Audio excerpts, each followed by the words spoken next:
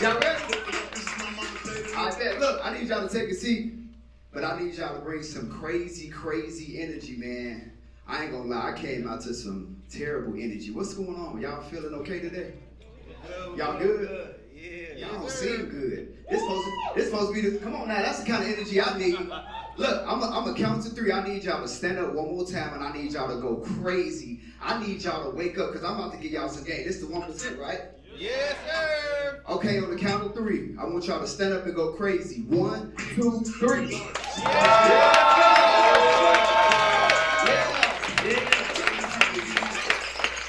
That's what I'm talking about. All right, good. Let's get straight into it. This is what I need y'all to understand. In the last week or two, I made $2.6 million. So y'all supposed to be the 1%. So I'm gonna give y'all some real game today, no fluff. Is that cool with y'all? If that's cool, say cool. If that's cool, say cool. I bet. So here's how we're gonna break this down. Here's what I want to know. By show of hands, this is the 1% room. By definition, an individual who makes over $800,000 a year is a 1% income earner who makes over $800,000 a year. Come on. Raise them hands, come on. Listen, if you don't make it, you should be raising your hand. See y'all tripping. Once again, I'm asked, by show of hands, who makes over $800,000 a year? Okay, cool, say that then. Listen, if you don't make it yet, after the game I give you today, you're gonna know how to go make it. Y'all ready? Yes, sir. All right, before I say anything, this is the only fucking red shirt I had in my closet. I said red. Damn, I don't really like red like that. But Mark is my boy, so I'm gonna figure it out. Here's the truth. If I didn't have a red shirt, I probably would have went and bought one, but I don't do red. I just wanted to put that out there so y'all can know. Here's the truth. I'm gonna talk to y'all for about an hour, right? These are my notes. Just it. So here's what I want y'all to do. Not only do I want y'all to take the game that I'm giving y'all today and run with it, I want y'all to see how I present, because a lot of y'all in here, you may be sitting in the audience today, but you're gonna be speaking tomorrow. That makes sense? All right, but now here's the thing. Here's the thing that y'all all have to realize. Before you can become better, before you become bigger, you gotta get better. Right? So everybody wants to speak, everybody wants to motivate, everybody wants to be inspired, everybody wants to be just like Marcus. This is why you guys in the room, because you saw him, he motivated and inspired you, and you said, I want to be like that. Right or right? Right? You can't say I'm wrong, because otherwise you shouldn't be in the room. But what y'all gotta realize is that before Marcus got bigger, he got better.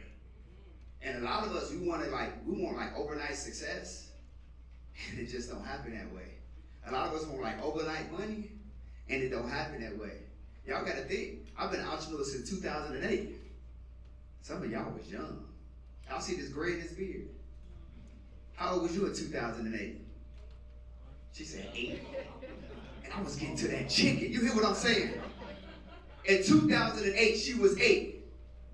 And I was on my way to making 8 figures. You feel what I'm saying? It's different. Ain't nothing that I'm going to talk about today came because I just happened to stumble upon success. Now, I've been doing this. I'm not new to this. I'm true to this. But you guys have to understand, what does it take to really get to that next level. It's not just simple strategy, simple information. Y'all are 1%ers, so we'll give y'all some 1% information again, okay? Here's also what I need you to realize. As you are going on this success journey, and you are looking to implement and execute the things that you learned from not just the guest speaker today, but Marcus as well, time will do 2 things. And write this down if you're taking notes. Time will do 2 things. It will either grow your exposure. Some of y'all saw some people that was getting in the digital space, becoming a coach, and they ain't here no more. Yeah, y'all know some names. We ain't got to say no names. But the thing about time is that, again, if y'all are looking to grow and get to the next level, you got to realize that time will either grow you or it's going to expose you. Either you're going to get better and become bigger, or some of the worst things are going to happen to you, and you're going to get exposed as a fraud, as a scammer. Y'all see what I'm saying? Y'all know some people that you're like, damn, I want to do what they doing. I want to have that success. And then you look up, and then somebody on their ass, and they ain't posting no more content. Ain't no more get ready with me's. Ain't no more the day in the life with Dion. I'm just keeping it real with y'all. I just see some crazy stuff, right? But when you know that you are operating in your purpose, walking in purpose, on purpose, with purpose, you got to worry about that. So this is what I was called to do. So just make sure as your time in business, as you are executing on these strategies, make sure you're in your purpose. That makes sense? If you got it, say got it. If you got it, say got it. Got it. All right, good. Here we go. So I'm gonna break down some strategies. I'm gonna make this make sense for you guys. And if anything that I'm saying, any given time I say something that you feel like you need an answer to it, what I'm teaching about, just raise your hand and I'll take questions because I got an hour. Okay. Here's how. In the last couple of weeks, I spent $300,000 to $400,000 and made roughly about $2.6 million. Okay. Here's the strategy in this order. You take the notes. Note takers are money makers. God, family, then marketing. I'll say it one more time. God, family, then marketing. So if you know who I am, you know what I do. You know that everything that I do, I put God first. That's called purpose and it's called alignment. If you don't put God first in all that you do, the thing that you do won't last long. That's facts. Okay? Those who are in my coaching program, and the reason why I have so many mentees that I've coached over the years is because I put God first. So anything that I do, anything that I think about, anything that I touch, anything that I'm involved with, it will be blessed. So we put God first. The second thing is family. This is in alignment as well. Your family is your why. It's the thing that keeps you going when you want to quit. See, a lot of people say, I'm passionate about doing this, I'm passionate about doing that, and that's why your ass keep doing multiple things over and over again because your passion ain't fulfilling you. They say your passion will build your paycheck, don't it? Well, I don't want a paycheck. Job get those out. Yeah. Y'all ever heard somebody say, I love my job?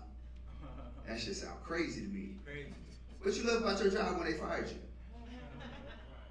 Yeah.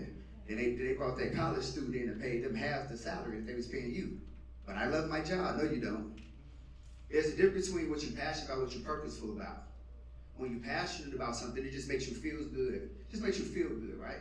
That's why you see a girl, she can do nails, and she can say she's passionate about that, then she'll turn around and start doing hair. She says she's passionate about that too. Now I'm confused, I'm conflicted if I'm a client, right? Yeah. But when you're purposefully driven about something, the only thing you can do to get through it is you can pray through it. That's it. This make sense? All right. So we got God and family out the way because our family is our why. That's the people that's gonna, when we decide we want to quit, we keep going for them. And then the last piece is the piece that a lot of people are missing. It's marketing. Let me break this down.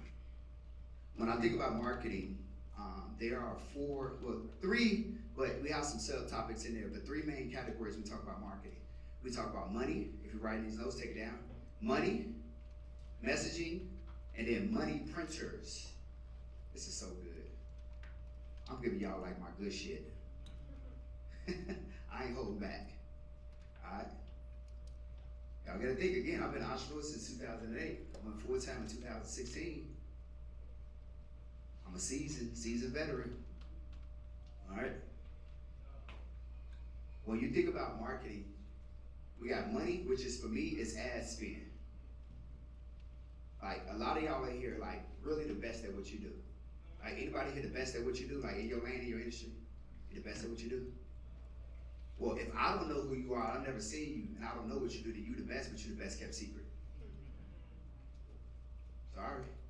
Who in the room see me like at some point in time on their social media page? It's the whole room. So now you got to think to yourself, who's seen you on their social media page lately? Y'all picking up what I'm putting down? You said you're the best though. I don't know you. Think about it. Y'all in this room because y'all saw markets at some point in time, didn't you? You got to make people see you. If you're the best at what you do and all you need is more people to see who you are and what you do, that means that that's going to be in direct line with the money that you make. Why are you not putting the money behind You want me to buy from you and believe in you, but you don't believe in you. You got stuff for sale. Everybody here got something to sell, right? Well, then all you need is more eyeballs on you. Think about it. If in the next 30 days you get 1 million people to come to your page and see who you are and what you do, how much money could you generate? Way more? All right, watch this. Look. I'm a facts type of person.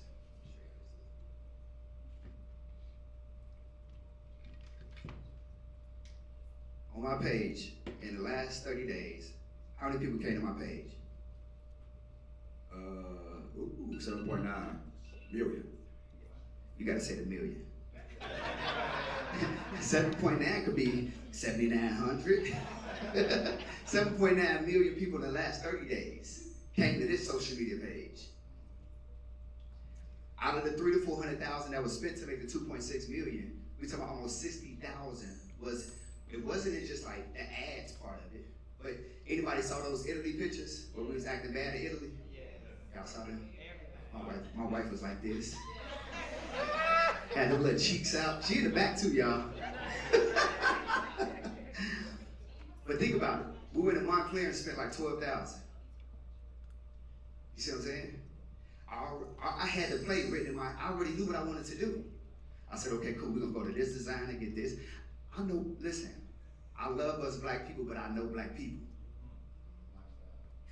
Lifestyle marketing. I know what they want to see. They want to see the family. So for me, when I'm posting content, I'm like, okay, let me give you that family. Let me give you that lifestyle. Let me give you them testimonials. Then let me give you some value content. That's how I run it. Family, lifestyle, value content. Come on now. Testimonials. Ooh, his family nice. I want a family like that. Got him. I got him.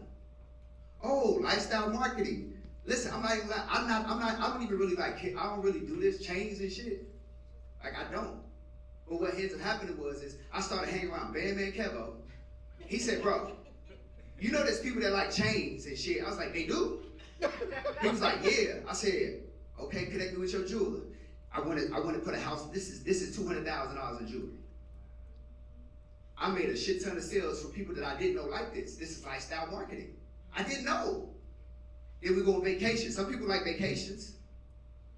Some people just want value content. They like to be consumed with information, education. Okay, he said something really good for free on his page. If I pay him, I wonder how better does it get? Y'all see what I'm saying? A lot of y'all be like, I'm gonna just keep my good shit for when people sign up for my mentorship program. That's why they ain't signing up. Your bag is too light. Like when I say I got so much that I can teach, I can give so much away for free. Then when you get in my class, you thought that was good. When I be teaching my mentorship class, look, Wednesday I talk for 7 hours. Who do that? Other than Marcus. Marcus will teach that long. You teach that long?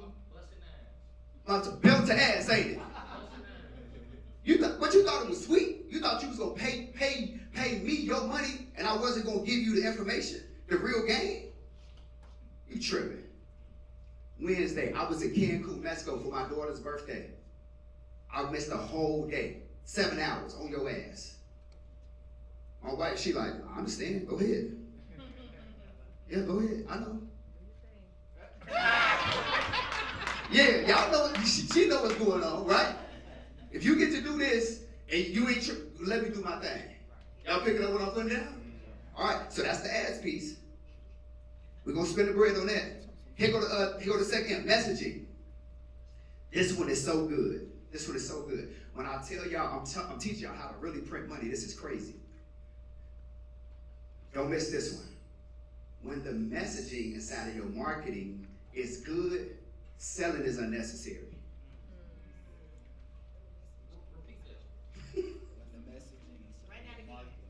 Who can repeat it? When the messaging inside of your marketing is so good, you don't need to sell it. When the messaging inside of your marketing is so good, you don't need to sell. And I 100% agree. There you go. Selling is unnecessary. Y'all spend a lot of time trying to sell people. Here's what you got to realize. I've been in sales since 2008, right? For those who don't know my story, I was the #1 sales manager, sales representative for Sprint and T-Mobile. I was #1 in the nation. Top 2, but not 2. I was the best employee that you could find, right? We talk about, when you think about Sprint and T-Mobile, there was a 10-year time frame where I was #1 in the nation. Watching these fools count the nightly deposits, 50,000, 60,000. I'm managing 10 stores.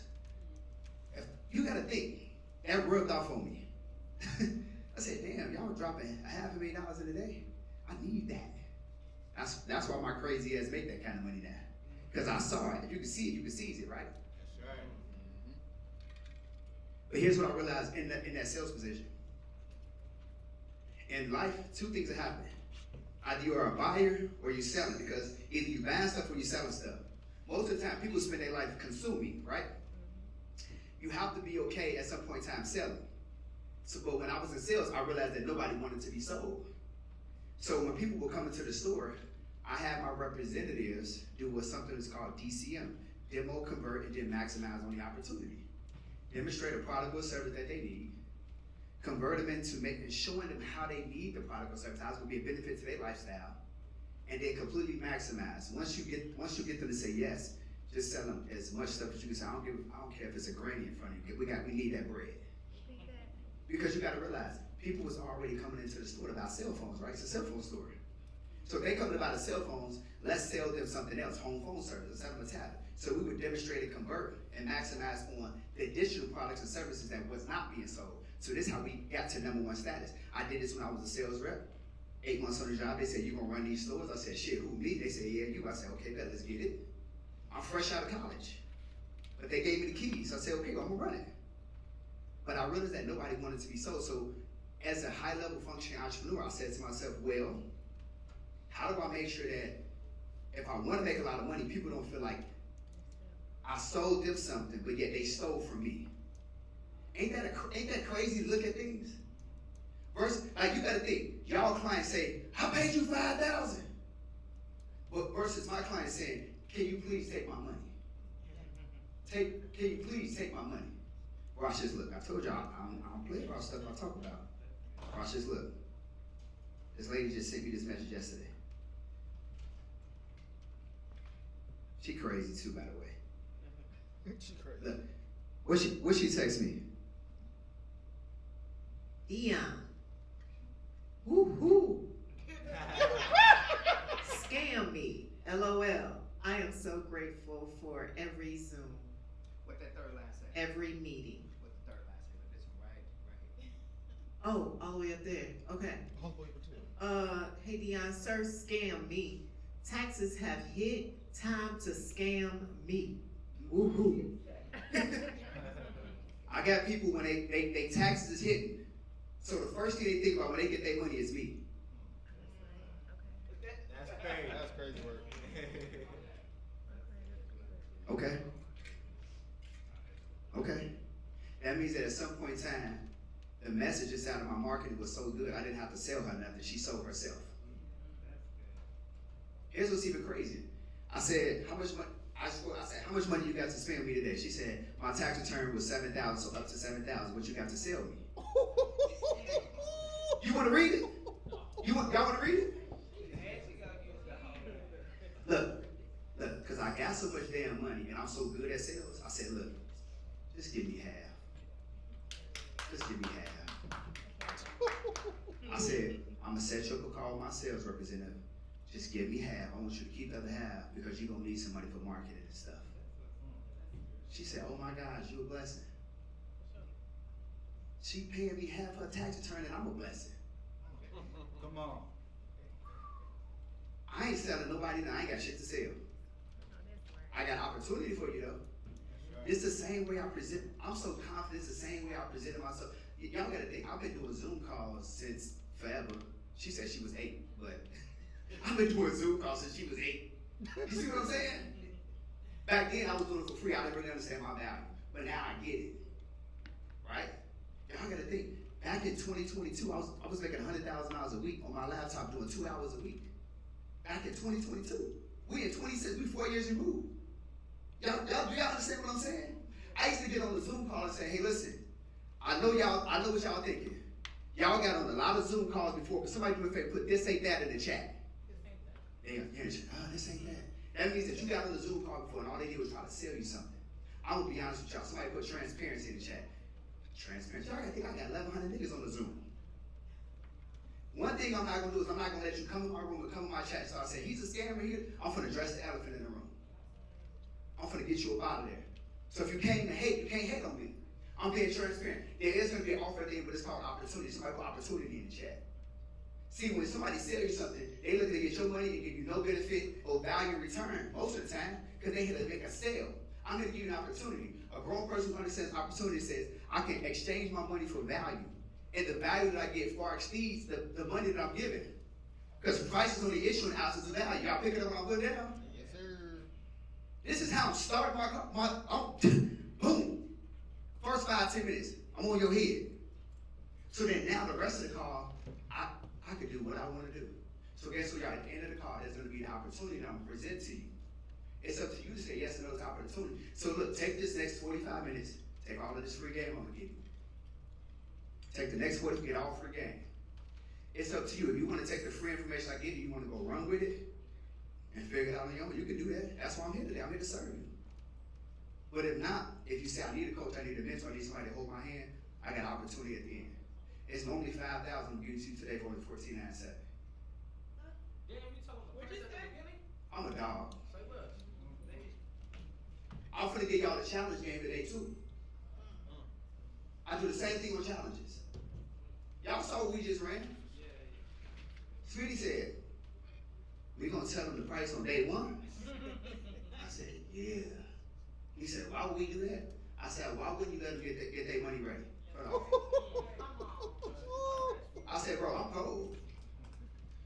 I said, I really do this. He said, well, shit, come on, let's roll. I said, look, let me put up my buckets. Gary's gonna put up his buckets, and you gonna put up your buckets, and we all gonna get buckets. When it's your time to lead, I'm in the backdrop, bro. When it's my time to lead, y'all sit in the back. When it's Gary's time to lead, this is what we do. This is the game that I'm gonna give y'all today, right? I'm steady breaking this down. So again, when it came down to us creating ad creatives for our offer, I said, bro, we gotta make sure that the messaging was on point. So I did an ad like this. Folded my arms, right? I said, who know what this is? Got it. I said, it's you right here. Arms folded. Money in your bank account. You're excited, it's tax season. But then what? Y'all, half of the people that took the offer was in taxes. I knew it was tax season. So since it's tax season and they happy right now because they making money, that means that they making money, they happy, they got money to spend on the coach or mentor. But then not only that, they don't have no plans to make no more money for the rest of the year. So they got me, they got Smitty, they got Darius. Y'all picking up what I'm putting down? When the messaging is how your marketing is so good, selling is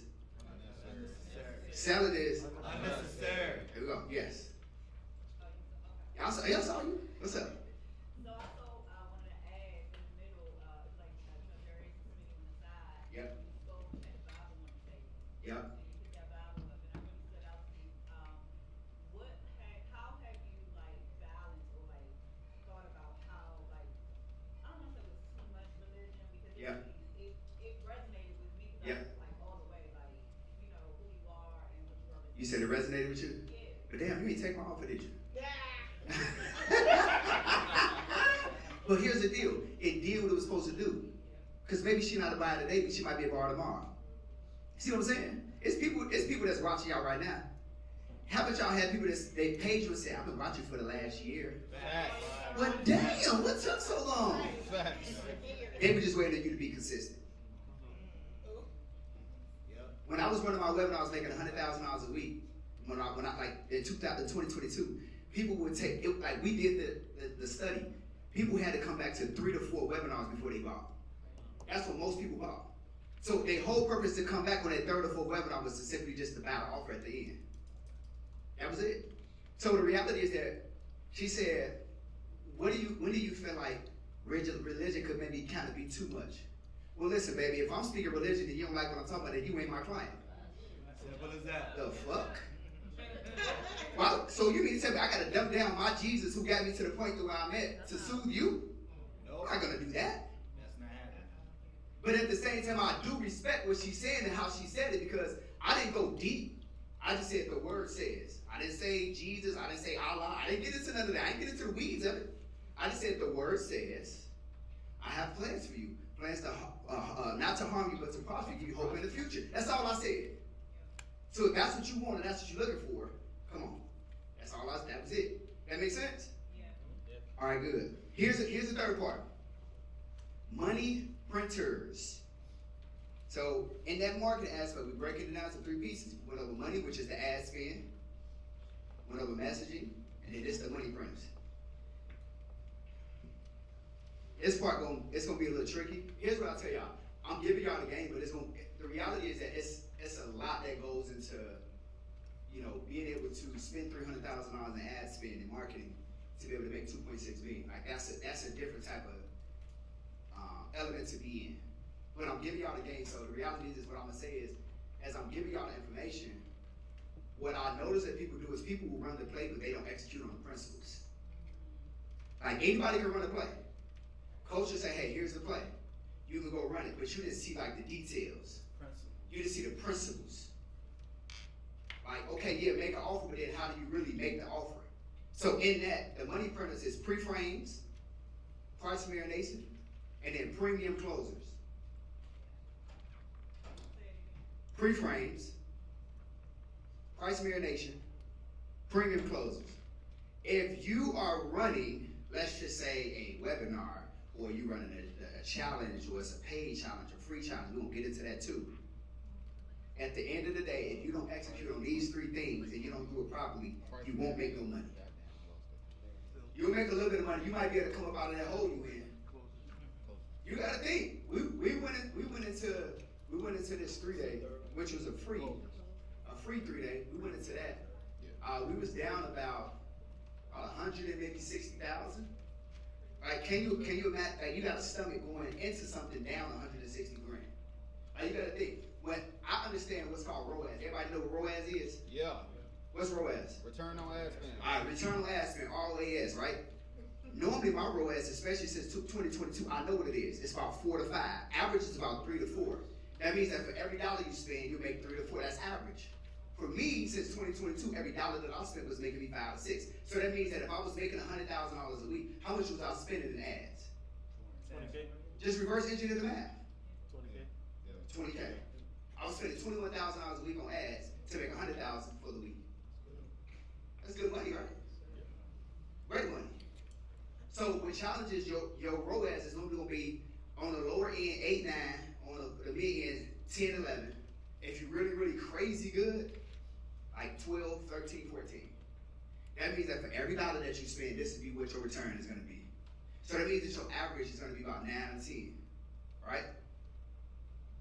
And this is just challenges, and the reason why it's different for challenges is because this is high ticket. So if I'm selling a mid or a low ticket, I can't expect my ROAS to be that high. Is this making sense?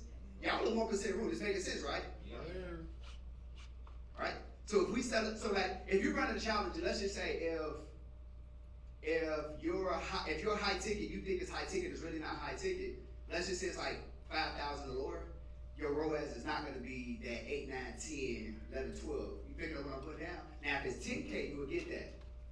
But if your offer is, let's just say, maybe 6K, 5K, 4K, 3K, it's not going to be the same. We on the same page, right? Mm-hmm. All right, so example, Kim, when you ran your challenge, the very first one we ran together, do you remember what you spent and what you made? Yes, no? A little. I'm gonna give y'all the numbers, right? So I ran a challenge with Kim. This was probably about maybe a year and a half ago, maybe? About a year and a half ago. So look, she paid me like, hey, Dion, ready to pay. Boom. I'm gonna keep it real. Like, it's about a year and a half ago. I think she paid me somewhere around 15, 20,000. I said, okay, cool. First thing we're gonna do is we're gonna run a 5-day together. She spent 117,000-ish in ads, marketing, podcasts, all of that. Turned around and made $500,000. So what's that ROAS? About 4.5, 5? 4.5, 5. It was because the ticket that we sold was right around 6K. Had the ticket been 10, y'all picking it up? Yeah. Y'all got it? So the price difference is based upon your confidence level and then how much time you spend with a person. Are you confident enough to say, okay, cool, I'm gonna get in front of these people, I'm gonna teach them so good that they gonna be begging to pay me $10,000? Or do you feel like, man, I can't ask for $10,000? It's up to you. But when Kim saw the numbers, the second one, she's like, fuck that, Dion, I'm going up. I said, I know. I know, Kim, I know. Went straight to 7,500 to 10,000, right? I'm making this make sense for y'all. Question on that. Yep, go ahead. Was that cash collected or payment plans intertwined into that? Yep, so what ended up happening was immediately cash collected was like $425, give or take. And then she had payment plans that came in over like the next 3 months. That took over $500K. Yep. Okay, hold on, let me rewind for a second. I'm not a fluff master. I don't sit here and be like, oh, we made this, but that wasn't committed. No. Our commitment on the 2.6 that we made was more like 5 million. What we cash collected was 2.6. I ain't finna get y'all no, oh, he said he made, no. This will put in the pocket. Alright, this will put in the pocket. I definitely went and bought a Lamborghini yesterday. Shit, it's crazy. Insane. You hear what I'm saying? Insane. And here's what's even crazier. The reason why that was going to be a D is because I'm driving on the expressway and some dude hit my Lamborghini yesterday. I said, dang. But it could have been worse, so it's all good. I'm still here, you know. So I said, we all good. We're gonna make it make sense. But I was on the internet like, let me see what they got out. Let me see. Give me a new Lamborghini. Shit. It's getting hot outside too, y'all. Right? But so the next one is gonna be, we got money printers, we got pre-frame, price variation, premium closes. All right. So from the pre-frame perspective, y'all have to be okay, and have to understand how to get people to say yes to your offer before you make the offer. This is what pre-frames is about. Do anybody know what a pre-frame is? Basically Damn. setting the stage for people so they'll know that you're gonna be the person for the thing, right? Getting their mind to. Not really. Yes. Okay, so any barrier that will cause a person to think about saying no or be conflicted about taking an offer, those are pre-frames that you put in front of them in order to help them understand that I can take an offer. Example, most people think that having debt and swiping a credit card is bad, right? So if you got like 80% of the people on your card that are 9-to-5 workers, and they got a credit card that's got $15,000, $20,000 limit on it, and your offer is $5,000, $7,500, they're apprehensive to swipe the card for the offer. So you got to put a pre-frame in there that helps them understand that all debt ain't bad. You got bad debt, which is just spending money buying Louis Vuitton, and you struggling to pay the money back. Then you got good debt, where I'm help have my money make money babies, where I'm investing into opportunity or offer, and no matter what the interest rate is, I'm going to be able to make money off of the money that I spend. So when you break down a pre-frame to a person on the call, they say, oh shit, so this $10,000 I can actually spend it, and this is not going to be bad. You have to help them with their relationship to money. Most people got a bad relationship with money. Y'all feel what I'm saying? So pre-frames help you better their relationship with money and then spending money. Does this make sense? Pre-frames. Like a good example of a pre-frame that I do. It's the money pre-frame. I say, hey, listen, you give me 100, I give you 1,000. Is that good or a bad deal? What y'all think about that? That's good? Yeah, it's good. Yeah. Fair exchange? I say if you give me 1,000, I give you 10,000. Would you take that deal, y'all? Yeah. All right, you give me 10,000, I give you 100,000. Would you take that deal? Yeah. Then I asked him, which one would you take and why? I would take the 10,000. Why? But that has the biggest expense.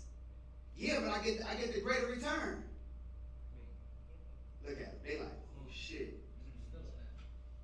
Take it. Yeah. Run it. Do y'all understand what I'm saying? So they say, oh. I say, but the 10,000 for 100,000, you got to spend more money. But they say, but I get a better return. Okay.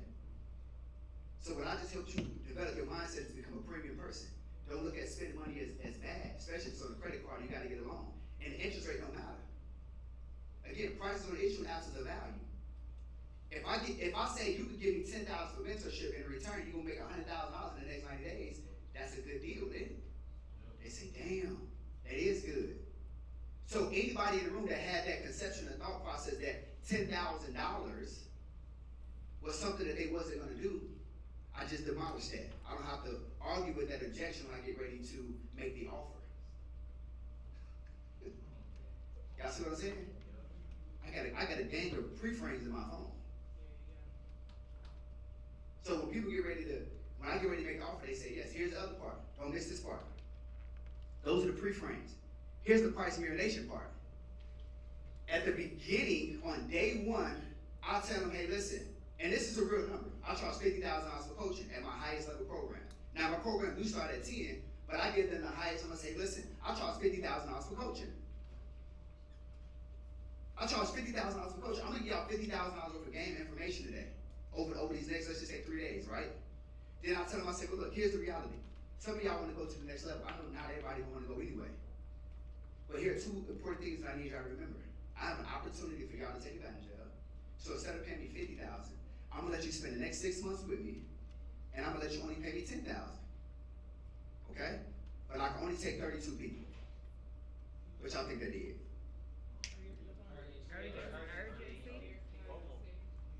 Scarcity, urgency, FOMO. So guess what? I just took a $10,000 price point and dropped it all the way down here so they say, damn, that's cheap. You don't set the stage. You don't do that. You go ahead and teach your ass off. And then on the day when it's time to pitch, okay, you get the rub in your head, you get excited and shit. Ooh, it's time to go. Hey, y'all got an offer. Drop the link. Yo, Park Racing, drop the link, team, drop the link. You ain't got a team, you dropping that damn link in the chat.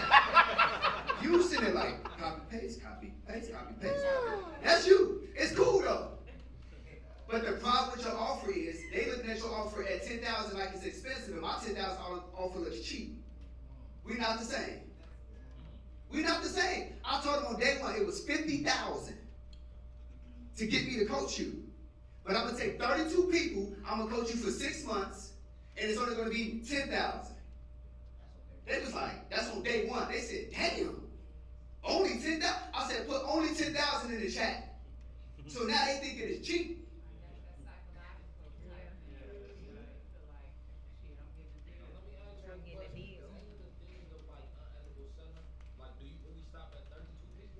Come on now.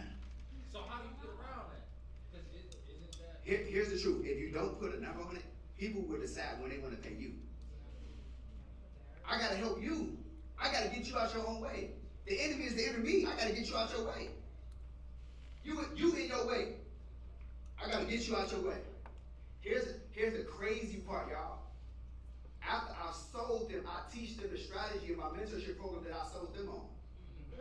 So they say, hold on, wait a minute, coach.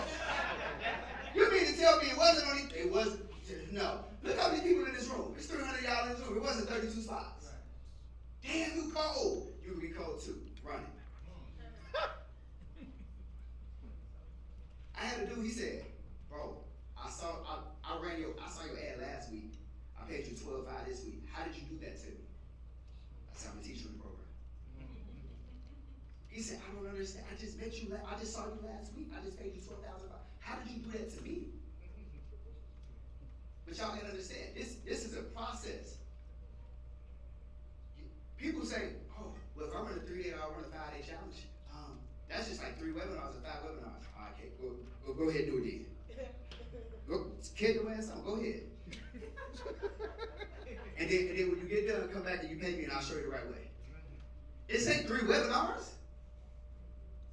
It's not 3 webinars consistently. That's not what this is. Y'all gotta understand, every single day, you are changing somebody's thought process, their mindset. They becoming a different person. Y'all, it's called a challenge. They come in one person, they leave out a totally different person. Whether they take your offer or not. You're challenging them to become a different person. This is why when I learned this model, being in Myron Golden's mentorship program, this is when I learned this model. I was the first person to implement morning mindset calls. Now everybody do morning mindset calls. I said I need to spend more time with the people. The more time I get to spend with them, the more I indoctrinate them, the more money I can make because the conversion is going to be high, the more lives I can bless. But I also run challenges for a reason. I don't do it to make money. I do it to love on the people.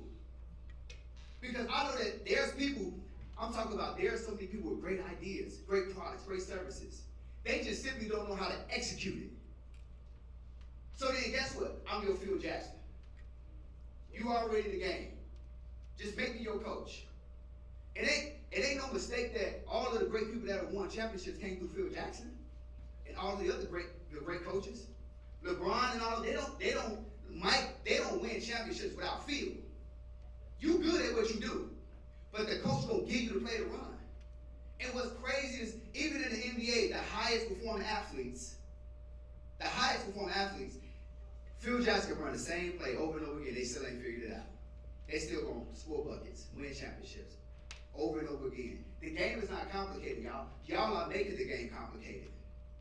When somebody give you the play, as long as you execute the principles, you go run it. You're gonna get the same results that I will get.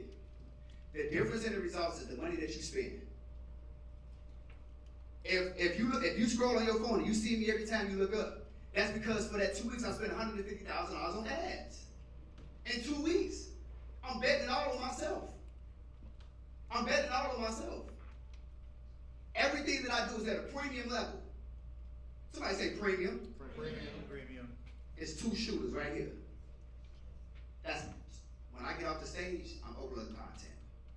Premium, fast. I don't have time to think about nothing. If I think myself out of it. Y'all thinking too much. Right? The price marination has to happen. But you have to give them the high price and let them know you're going to let them get the offer at the low price. You have to give them the price, how much time they're going to spend with you, how many people you're taking. So what happens is every single day I remind them of the price. I don't automatically say, I'll tell them to put it in the chat. How much is the price, y'all? 10,000? No, put only in front of that. Only 10,000, only 10,000, only 10,000. We got to belittle the money they're about to give me. Because I know you're about to give it to me. I don't want you to feel bad when you do it. Right? How many people are you taking?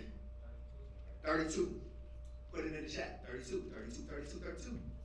I base that number. I go 10% off of how many people that I know that's going to show up. I give y'all those numbers too. Right? You got to think. On this last one, we had 16,800 registrants. I already knew that free people don't show up, but we're going to get into that. I'm going to break these numbers down for y'all too. But then I say, how many months you going to get to spend with me? 6. Put it in the chat, 6 months. Can anybody guess why I choose 6 months? Some of y'all are like, yeah, I can't teach for 6 months. Well then shit, your ass don't want no money then. I got to make the offer irresistible. Let me tell you how cold I am. I don't have chargebacks, y'all. 6 months. That takes you past chargeback period. Hello. So if you came to my program and you didn't do nothing for 6 months, you can't charge back on me. You did that. Not me. My program works. I got a shit ton of testimonials. My program works. You just didn't work it. So don't try to blame me and say I scammed you out your money. No, you scammed yourself. This making sense? Yeah. The minimum coaching that I'm giving a person is 6 months. Now, I do have a prerequisite program for a person that may say, well, I don't have this money, I don't have 10K, I don't have 10K. We got 5K, but most people renew anyway. I say, look, I'll let you. It's just when people in the DM, they just trying to spend some money. All right, hey, look, give me 5K, you get 90 days with me. They end up renewing anyway for another 90 days anyway. We're going to get 10 out of it. It's cool. But I have to have a prereq because I got tired of people being in the DM and they didn't have 10K. So I'm like, well, look, let's come with this prereq program. Think about it. I didn't call it an entry level. I didn't call it a starter. I didn't call it a beginner. I call it a prereq. This is where you're going to get the same thing that everybody else get. You just get half the time. It's a prereq. I don't want to be in no boot camp. I don't want to be in your boot camp. I'm a 7-figure earner. You won't put me in a boot camp. Can you imagine if I didn't want to pay Myron $150,000 and I said, well, he like, well, I got $75,000 boot camp. You ain't getting my money for no boot camp. I got a prereq to get you ready. See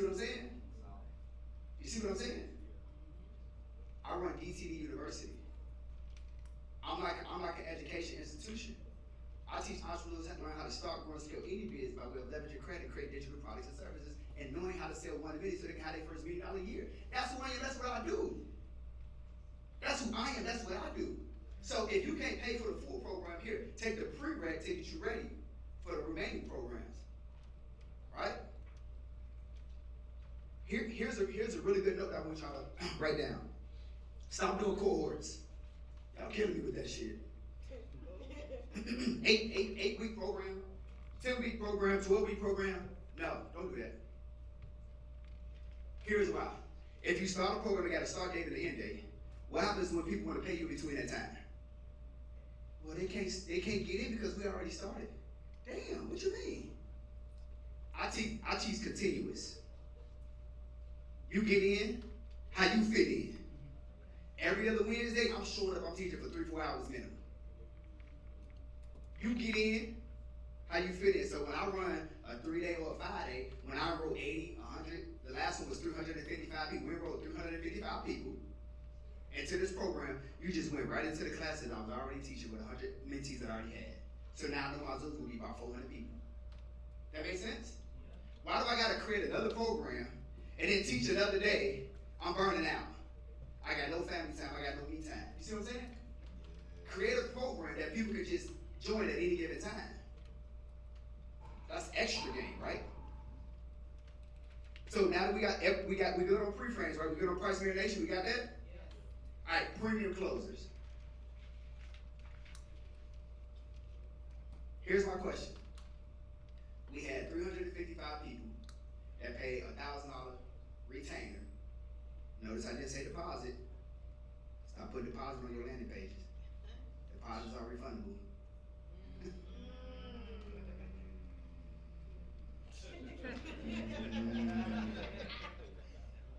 Y'all remember the little girls, they be like, Deposits are refundable by definition. Retainer goes towards the program. So you're making a payment to secure your spot to go towards the program. That makes sense? Yeah. And then for that $1,000, you get access to my courses that's valued at over $2,000. So you can't charge back. I'm giving y'all some crazy game. So that was $355,000 that was made, no matter who took the offer. So that means that if I spent $300,000 on marketing, I made my money back. I'm already in the green now. We're good to go. Everything else is extra. Somebody say extra. This is extra now. It's extra. So premium closers is, now that we got all these people that are booking appointments to get on the phone with the closer, here's what I'm gonna tell y'all. Y'all can run it how y'all wanna run it, but when people pay the retainer payment with us, we don't give them the option to pay in full. The reason why is because if you give them the option to pay in full, you may end up having a customer service issue. You may end up dealing with some chargebacks. Can you imagine somebody made you an offer, you paid $10,000, paid in full on the Zoom, and I go to midnight. So you paid at 9 o'clock and paid in full. I'm sitting on the Zoom at midnight, and you ain't checked your email. You feel like you lost, but you paid $10,000. You ain't talked to nobody. Y'all see what I'm saying? You feeling some kind of way, ain't you? You done paid $10,000. You feel some kind of way. I don't want you to feel no kind of way. So when you pay that $1K, the next step is to book a call. You gonna book a call. You gotta book a call with the sales team, and you gotta book a call with urgency. This is why you gotta book a call with urgency. We have what's called first 5, 10, however you want to do, paid in full bonuses, where you get to go to dinner with me. You get to get a content day with me. Oh, y'all act real bad, y'all. You ain't gonna make it through that, baby. You ain't gonna make it through that. Girl, go take a seat, girl. I'm giving out too much game. I just messing with you. Come on, sit down and get some of this game. Y'all gotta catch up. So, a lot of money that y'all are gonna make is once these people book a call and they get on the call with your sales team, they are eager to pay in full because we have the paid in full bonuses, but you really gotta have a really, really good, strong closing team. So if you don't have a good closing team, what I would recommend is, I went to what's called the cold end of my one market. And what that means is that, remember I said I work for Sprint and T-Mobile, right? So people that I had not talked to in a while, but I knew, I was able to call them and say, I know you like sales, and you want to come sell for me?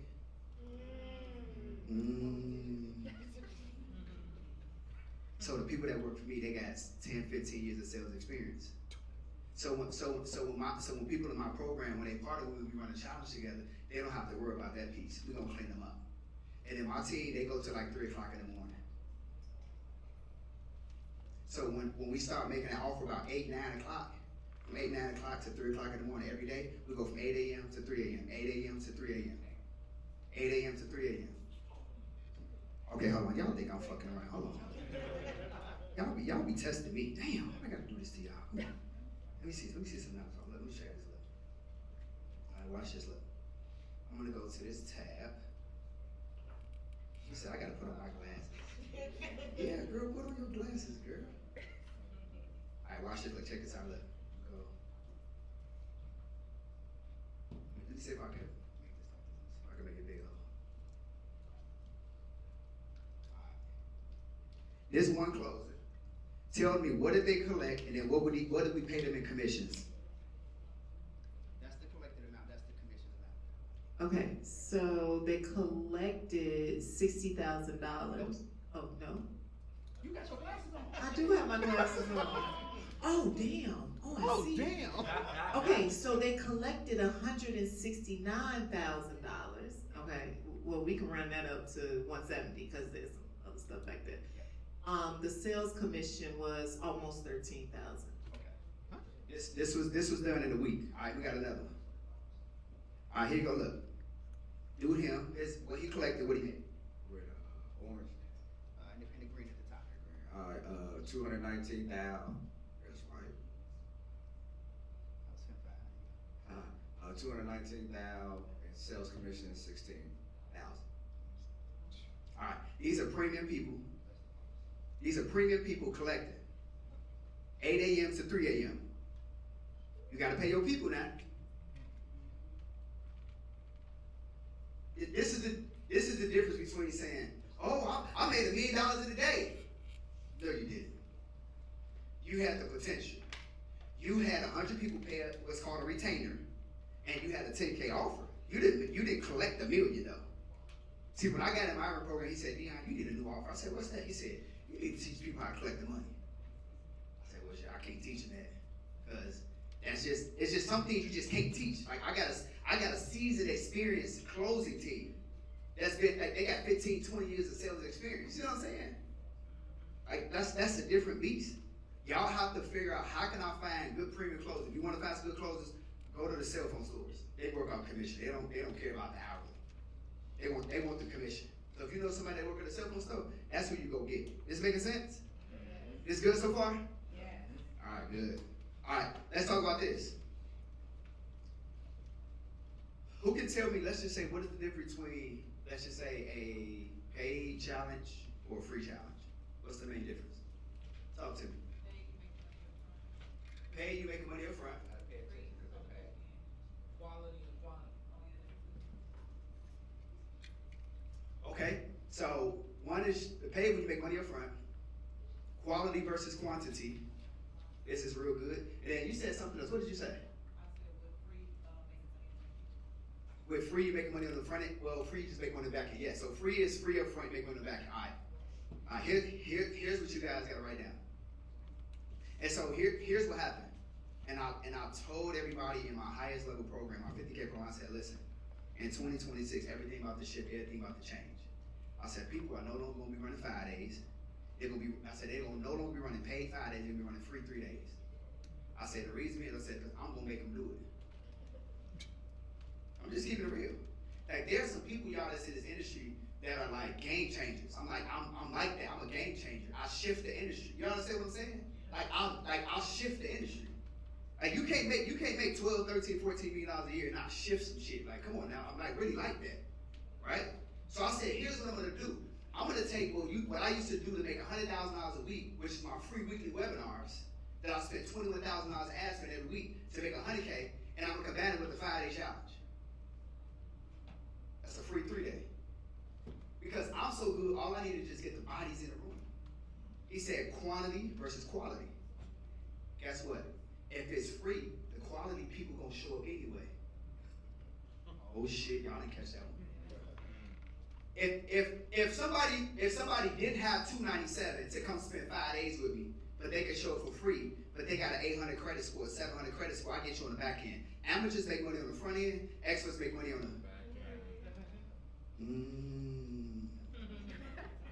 I just need the people in the room. Quantity versus quality. Bro, I need the bodies in the room. I need the people, I need the bodies in the room. My conversion is going to be my conversion. Would you rather have 100 people in the room to convert at 20%? Would you rather have 1,000 people in the room to convert at 20%? Which one y'all want? 1,000. Say that then. Go ahead. Now with the free joint, when people sign up, do you got upsells immediately, or you don't want them to spend money until they get? Is the elephant heavy? But I'm going to get you free at first. You going to register, upsell, downsell, OTO, order bump. But I need your information. Register, up, down, OTO, we gone. So we're gonna make a little bit of bread. We was getting like 33 to 40% of our ad spend back in the little upsells. But the truth is that I didn't even really want to charge a lot. It was like 27 VIP, $97 platinum. And you got the bundle for another $37. Just give me a little something. I don't need a whole, I just want you to kind of get into a little bit of the mindset of paying, because like y'all said, when people don't pay, they don't. When they don't pay, they don't pay attention. But I got something for that. Go ahead. Yeah, so the challenge, like how I did one with David a few weeks ago. How like far back is it? Like 6 weeks of doing challenge, 8 weeks of doing challenge, 90 days. Like what's the time frame? Another thing, y'all can write this down. Y'all killing yourself with this whole 6 weeks, 8 weeks thing. Y'all playing y'all ass. Bro, I signed up 8 weeks ago. I don't want it no more. Short break, trash. You beg, you pull a teeth like a dentist trying to get them to show up. I don't want it no more. I was ready 8 weeks ago, but then I went and paid Dion. I'm taking y'all money.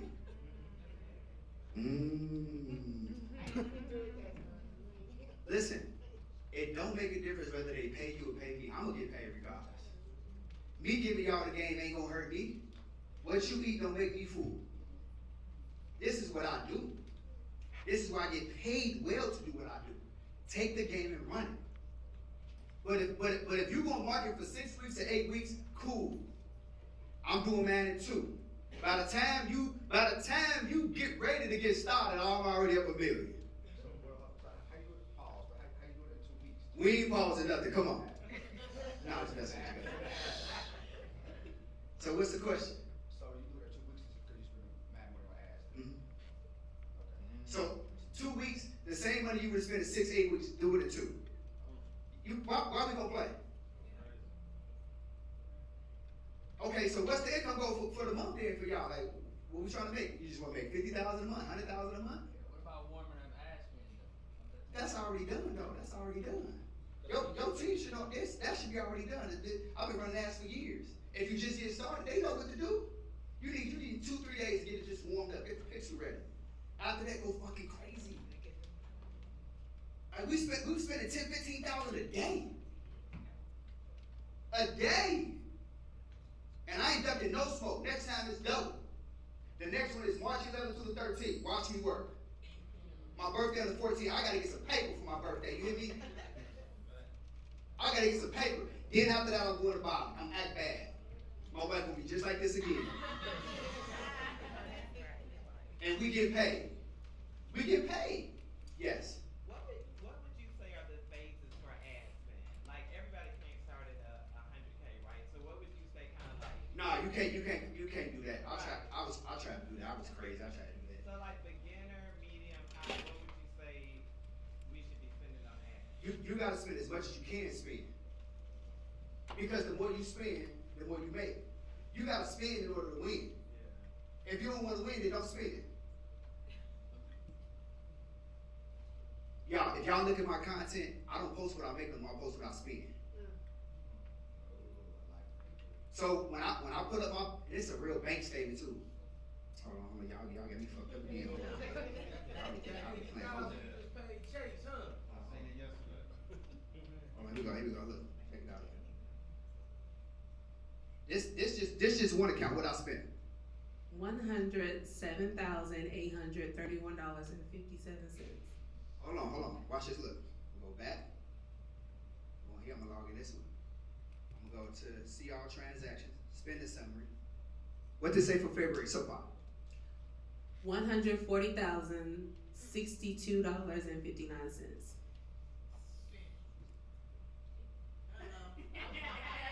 Spent. Hold on.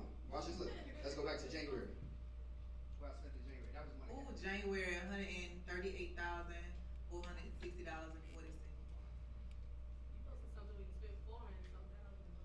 Oh, hold on. Look, I got you wrong. We can go back to wrong. We can go. Let me see how far back this thing go. Let me see. Alright, so what month is this? This is March 2025, $318,762.07. And then a month before that, I had spent 6 and some change. In 2 months, $1 million. You post that what, weekly, like monthly, or just whatever? Just whenever I feel like popping my shit. I don't like doing too much all the time, but I do it just enough so they know what's going on. Like I told you, I'm not like a real jewelry person. Like I bought it just because it's lifestyle marketing. But I don't wear it till the time I wear it so y'all know what time it is. AP on my wrist, bust down. This was a 40-piece spicy. Shit, I mean, I'm just saying. Y'all feel me? If you want to win in this game, you gotta spend. The only reason why you haven't hit your income goals is you haven't spent enough. I ain't trying to make nobody feel bad. I'm trying to make you feel what I'm saying. I ain't trying to impress you. I want to press upon what's possible for you. So she said, well, what should we spend? Spend as much as you can spend based on your budget. If you just spent, let's say $10,000, you made $50,000. The next month, spend double again. I mean, so we're gonna keep spending the same and keep making the same, but then like, I just want to make $100,000. No, you don't. Everybody's magical number is $100,000 in a month. You don't. No, you don't. You're not spending it to make it. Think about it. If the average ROAS is 3 or 4 to make 100, I gave y'all the math. You gotta spend at least 20. For the month, that's $5K a week. That's $5K a week. You're gonna spend an ass to make you 100. If the offer makes sense, the price point is on point, and you doing your job.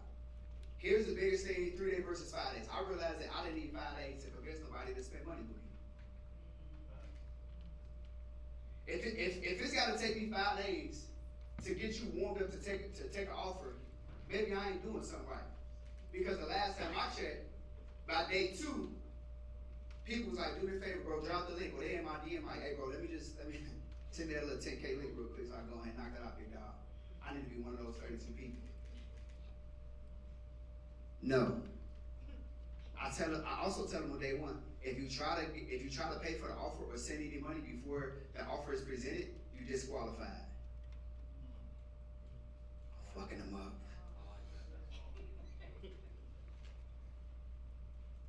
Y'all, by the time day 3 come, they like, bro, just drop the link, bro.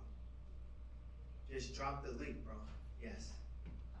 So what's your thoughts behind a challenge versus like a in-person event for She has a great question. She said, what do you think about doing a challenge versus an in-person event? That was my question. All your in-person events should be after the challenge because the people that took the offer on the challenge is going to pay for the event.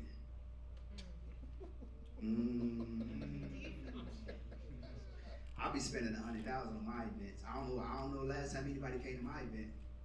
The last one, the whole room was blue, even the carpet. Yeah, we're gonna spend it. You invested. I'm gonna give you a premium experience. You're a premium person now. Yes.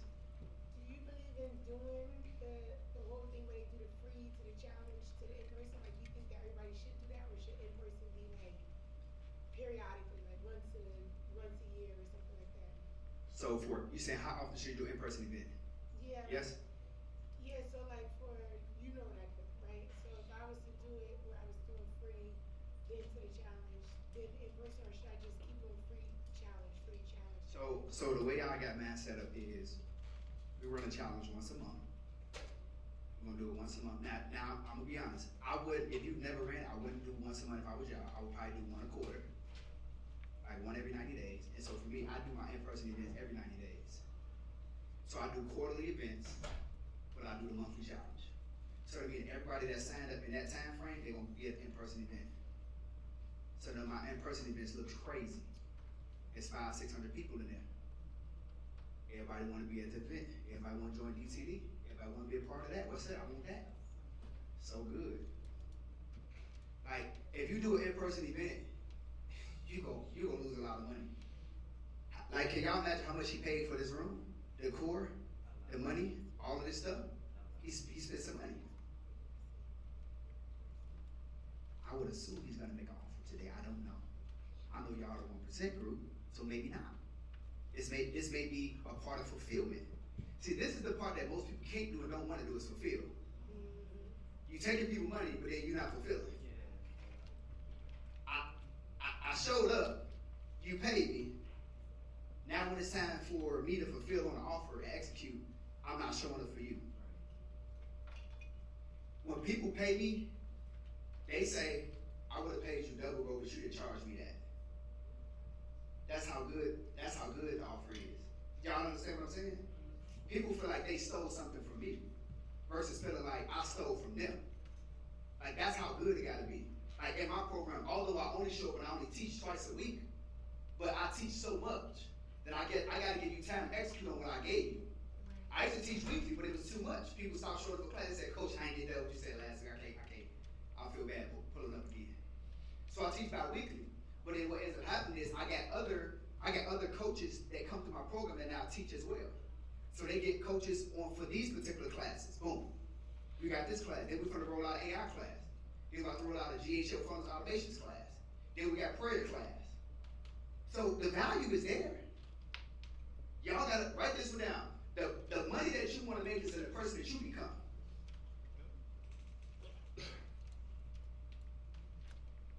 Life is a two-sided coin. It's either working on you or it's working for you. You got to realize what position or what placement you are in life. So you got a prayer class where you teach people how to pray. Yes.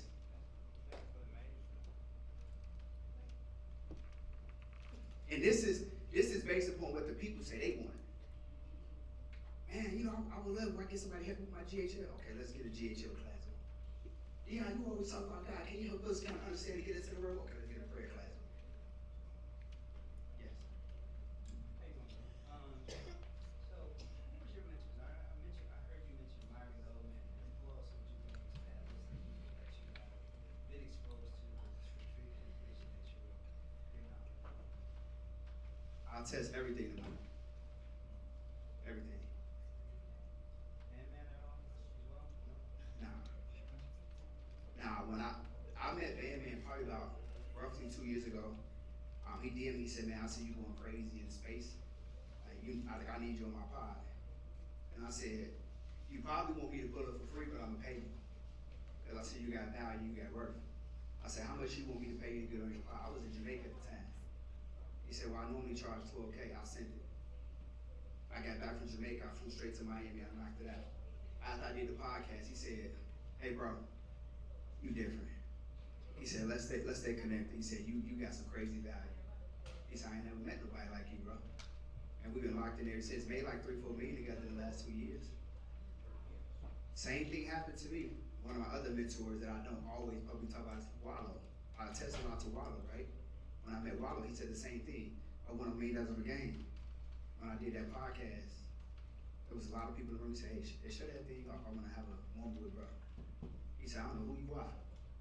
Yeah, this was like 3.5, 4 years ago. He said, I don't know who you are. He said, $1 million of a game is my first podcast I ever been on. Straight out the gate, 25K, let's run it. He said, I don't know who you are. I ain't never seen you. 4 years ago, I wasn't hot, y'all. I wasn't hot 4 years ago like that. I was just getting this thing going. He said, I don't know who you are, I don't know where you came from. He said, a lot of entrepreneurs that came over and sat down here. He said, but you, in the next couple of years, you're gonna be the one. He said, I know what I know, bro. I said, you ain't said shit wrong. And I proved it right. Like, that's the way it has to be, yes. You say that money slogan again? The money you want to make has to be, what you say? Oh, the money that you make is in the person that you become. How long did you stay with Just 1 year. It was a year program, yeah. Here's the crazy part about being a part of my program. I was in his so I really was in his program for 2 years, but the first year was I went with Carter Cofield. Y'all know Carter, right? Yeah. So at the time, me and Carter was running challenges together, and in 2023, I started running challenges with Carter, and then that year we made $6.5 million running challenges that year, and I had made that money before I had joined Myron's program. So I really kind of felt like I just owed him money. So I was like, take the money. And I joined. It wasn't that I joined to learn what he teach, because he teach. This is what he teach. Y'all tell me if I'm good at this. He teach how to run paid challenges and how to sell from the stage. Do y'all think that I'm good at that already? Yeah. So I joined because I needed everybody to know that I had reached a certain level. Like all the 8-figure earners was in Myron's program. So you saying you making this money and you doing all of this, where you at? Some of y'all in here, you gotta join the program to go into the program, hop your shit, take over the program, get the award, get on the stage with the coach and be like, I'm like that. That's why I got in my program, got my $1 million day award, got on stage, popped my shit on the mic. Oh, goddamn!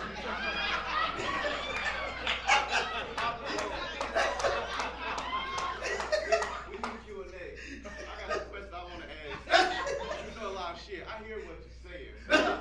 We got to pop the balloon because, see, what I don't like is that we got somebody who is so informative and y'all don't get to ask questions back.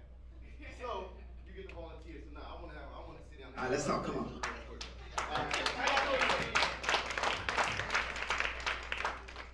FYI, we got the pop the balloon challenge coming later on. Hey, my boy popped the balloon on me. Hey. Check. And I stumbled on the step. Fuck it. Alright, so questions. What questions y'all got? Because I know y'all got a bunch of questions. Y'all got questions or no? Y'all been asking. So, One thing is, how do you all decide what is free versus what is behind the paywall? Like, what's the art form in deciding the free things you give away? I'm not answering no questions. We got you here. Thank you all the time. I bet. So it depends on, I think, what you're running. So are you running like a free challenge? Are you running a paid challenge? Are you running a weekly webinar? That's all that depends on that. Like if you're running a weekly webinar, you only got so much time to market. In a week, you got those 7 days. So it's like, I would cause friction to try to charge you to come to something when I just simply need bodies in the room. But you could catch them through the process by having your upsells, your downsells, or your bridge items. You see what I'm saying? Like you can still get a little bit of paper, but the reality is that the goal is just to get people in the room. So it just really depends on what you offer. Great question. So, I'm gonna break it down because I'll ask the questions for you. So, everybody does webinars, right? And a lot of us in here do webinars and different sales. When you look at it and you go into the process, I think sometimes we don't understand it. People don't learn when to start pitching, why we pitching, and how to pre-frame it. Like when you go into your pre-frame, when do you start pre-framing, and what does that look like? So I kind of went over this a little bit with them. Y'all would agree I went over this a little bit, right? Yeah. But here's what I'll tell y'all. So before day one, we do what's called a kickoff call. And on that kickoff call, we're presenting, like we're pre-framing and we're prepping for the offer on the kickoff call. Because what I want you to do is I want you to understand that there is gonna be an offer. I'm gonna pre-frame you at the higher price, and then I'm gonna let you can get it at a lower price. So that way the offer sounds cheap and inexpensive. And then every single day I'm gonna remind you of the offer. So we pre-framing and we making sure that the price marination is done before we even get to day one. Because people love transparency too. Like don't sneak up on me and now all of a sudden you're on day 4 and you wanna make an offer for 10K. Like that's crazy work. Yep. So give it a day. So you had a pre-frame day, the 3 day, and then you have a February day, so it's 5 days. Yep. Well, you call it a bonus day, however you want to call it. Family reunion sounds good too. Some people use family reunion, some people use bonus day. Yep. And that's from Sunday to Thursday or Monday to Friday? So when I do my 3 days, I do the days is Wednesday, Thursday, Friday. So that means that we would do the kickoff call on Tuesday. Then you got Wednesday, Thursday, Friday. Anybody know why we ended on Friday? Payday. Yep, that's it, payday. Offers, right? One thing about it is I see as you know, we come into this and we help people design and come up with their offers. People get stuck and keep trying to recreate shit for people. I was just about to say, Okay, cool. Go straight at you. Okay, so me and her just had a conversation, and I explained to her. I said, look, and just see if we align on this. Is that nobody knows what they want to buy until you make them want to buy the shit.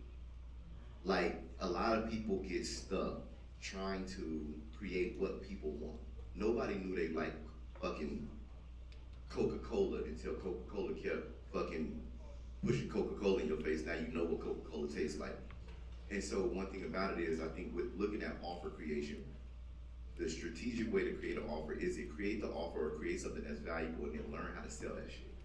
What do you think is more important, of the learning how to sell some shit, or you gotta have a perfect offer that everybody wants and loves? No, you just know how to, like, you just need to know how to sell some shit. Because the reality is that what you're selling, it really don't even matter. Like, because people are really buying you. So what you're really selling is yourself. People not buying products or services, they buying you. Like, y'all didn't even really, none of y'all really bought what he teach, y'all bought him 500. Y'all bought him. like, that's just the truth. Y'all bought him. You ain't know what the hell was in this 1%. You still don't know what the hell is in the 1%. But you a part of the 1%. Because you said, I'm a 1%er. You see what I'm saying? But all he had to do was position himself. Remember what I said earlier. When the messaging inside of the marketing is on point, their selling is what? Unnecessary. Unnecessary. I don't have to sell you if my market is on point. He's a master marketer. So his messaging inside his marketing is on point. So he don't technically have to sell y'all anything. Y'all were sold on the message. None of what he teaches in here has anything to do a whole lot of time with what he's posting when it comes down to content. But you engage and you love the content so much, you say, damn, that boy cold. I need to be around him. You don't know what he's teaching, but you need to be around him. You just know he's good at what he do. Same for me. People don't be knowing what they buy in my program. They just buy me. They buy my lifestyle. They buy my family orientation. When they see us with our families and stuff, they're like, damn, I want that. So you buy into that. That's the messaging. That's the marketing. That's all. It's all of the same thing. Is this making sense? Yeah. And like he said, you ain't got to recreate no offers or have no perfect offer. Y'all overthinking it. Don't overthink it. Overwork. And let the work speak for itself.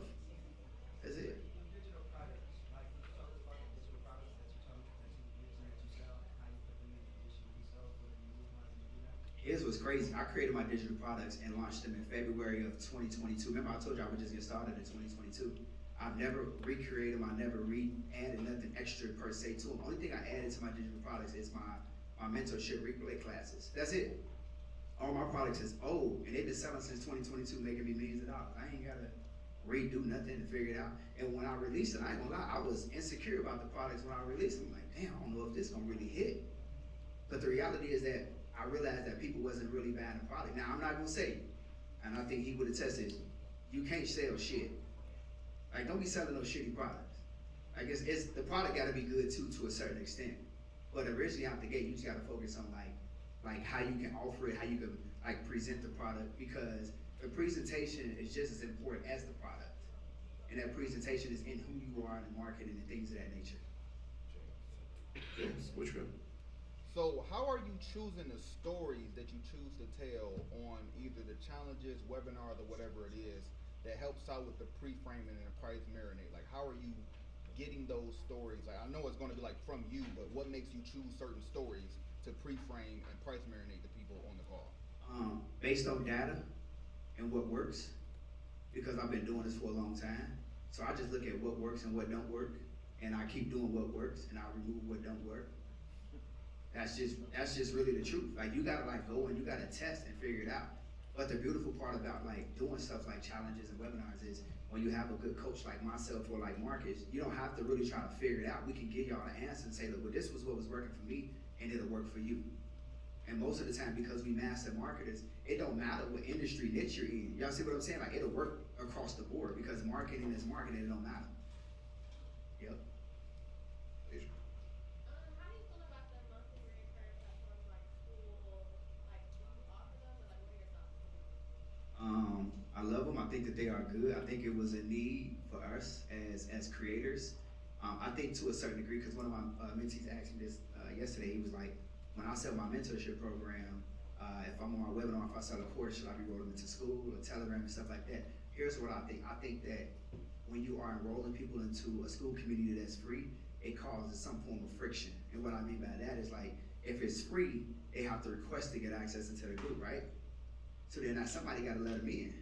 Imagine being on the call or being on the webinar and people paying, then they get that welcome in and they click to try to go and they gotta wait. Like they gotta request to have access or whatever the case may be. So sometimes it causes friction because when people pay, they just get boom, like direct access into there. So it just depends on the flow of what you sell and what you offer. I think that they are good though, but I also feel like you need to make sure that you got your own data because that's important. Like I need my names, I need my emails, I need my phone number. So if that's the only thing that you're pushing, then who got the data? Who got the, like you gotta extract that. You need that. Like I got like 600,000 contacts. I need that. At any given time, I can market to anybody. I need my data. I'm coming to you, Chanel, but you understand we do events. Now, the art of selling at events, we going on tour, right? So just get insight as we go on tour. Things that, did y'all talk about that already? You kind of hit on that, on selling on stage, right? Just a little bit, but not a whole lot.